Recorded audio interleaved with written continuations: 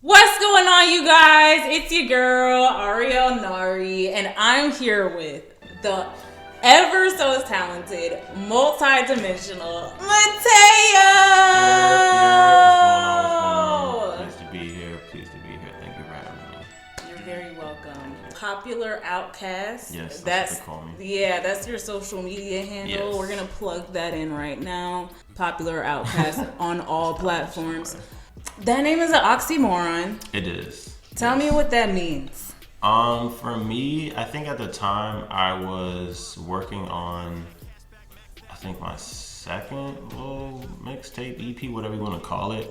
And I was trying to find something that best described me in one word. I had done like a show or two and people were like feeling me, but then also I would be to myself. So I was just like, when I'm on stage, people feel like I'm this, and when I'm in real life, blah, blah, blah. And I was like, Popular Outcast. I was like, cool, that's a nice handle. I see you have the lavender hair. It's like, it's giving whatever it's giving, you feel me? Like, Lavender. I was like, but well, you know. I also noticed on social media, your Abby is also lavender. So what is this? What is this telling us? What's the significance of lavender? Attention. I do. Feel like I'm in a Narwhal interview right now. I'm about to pull somebody from my childhood. Like, I just mess with that color, and so me changing that for socials means that I'm really in the groove of my project right now, which is going to be called Lavender, and I'm kind of like I like to keep things in my face so that I can see it. So it's really not for anyone else. It's not like, oh, he about to drop, even though I am about to. But it's just Lavender is, for me, it's about transition.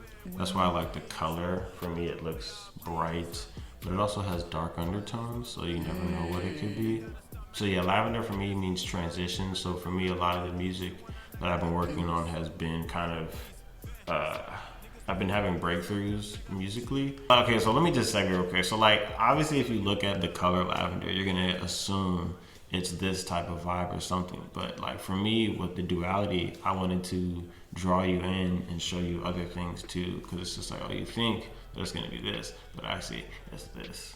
But it just still looks this way. Okay. Well, let's get into your last single, Lovesick. Okay, let's get into What's the inspiration behind that song? The way I make music is I will take a whole bunch of experiences and like sometimes I'll mush them into one situation. So at the time I was just, for lack of better words, feeling lovesick. Like I've been alone for a while. I've come out of some relationships that caused me to grow more. So I was just like, what would it be like to make a song kind of like yearning to want to be there for somebody? And that's kind of just what happened. Where do you get the inspiration for your songs? Mostly me, mostly like my past or my current situation. Sometimes also, if I don't have inspiration, back when we were open, I would go to like a bar and just sit in chaos and just soak it up. I usually kind of put myself in positions to create, which has not always been the best thing to do, but it's like my process. It ain't nothing wild, but it's just like the energy. Like I inspired by female energy a lot. Wow. I mean, that's just what it be. What about female energy inspires you? I feel like they have. I'm fascinated by their perspective. To me, it was just more interesting. Like they had different views. Like they were vulnerable with each other and stuff like that. And I'm a vulnerable person. Like I can't just like sit in a room with dudes and be like, yeah, my car is fast. I don't care. So what is the biggest lesson that you've learned navigating the music scene? Don't take it personal. Keep working. Like that's what I've taken away from like certain things. Like, cause at a point I used to be like, oh, I want to work with all these people. And then like I would get like shut down, So what I've learned is like sometimes as an artist, people are looking to figure out how can they grow and you grow. And so when you're just coming up, you don't really have a lot to offer. So like when you get shut down, you take it personal. But I've learned to just kind of like take the hits and just keep going and just keep working. Like people have started realizing certain things from me just because I've been so consistent. So that's why I'd be like, don't take it personal, just keep working. That's good advice. Hold up, let me see if I can get something else out of you. What else? What other advice do you have? I would say as an artist, I think like really focus on who you are and what you're doing this for.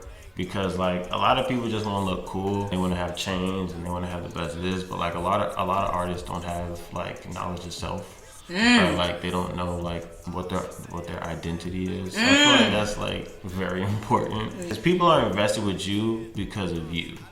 You become a brand as an artist. Even you, this is a brand. You feel me? So it's just like if you don't have like clear confidence in that, that translates a lot. People can tell. I think knowledge of self and like really figuring out who you are as an artist will be very beneficial.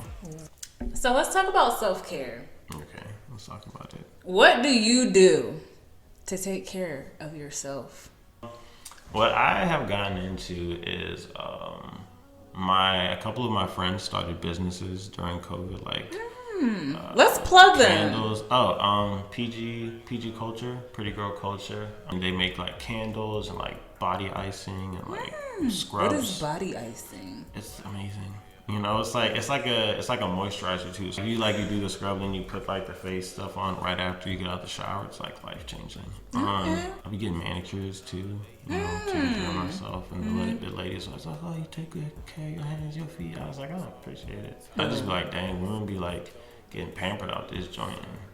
I'll be feeling good when I'm at the spot. You know, it's just like, dang, this is probably how world should be. Men deserve manicures too. It's called a manicure. Do you journal? I hate journaling. I make music. That's my journal. Oh, excuse me. Nothing. No, like disrespect to anybody who journals. Like earlier, I mentioned you have a multitude of talents. So, what exactly all do you do? Okay, so I am a photographer. I'm a musician, a recording artist. I do creative directing. Sometimes I get behind the camera and shoot music videos with my business, with my business partner Ryan. It's called True North Pictures. So I'll do some video work for that. I do a little bit of like script writing. I shoot short films. You know, Okay. So do you ever feel like plastic bag floating in the wind? Yes, but no. We're gonna circle back to that. Do you ever feel pressure to like box yourself into one of your lanes? I don't have lanes.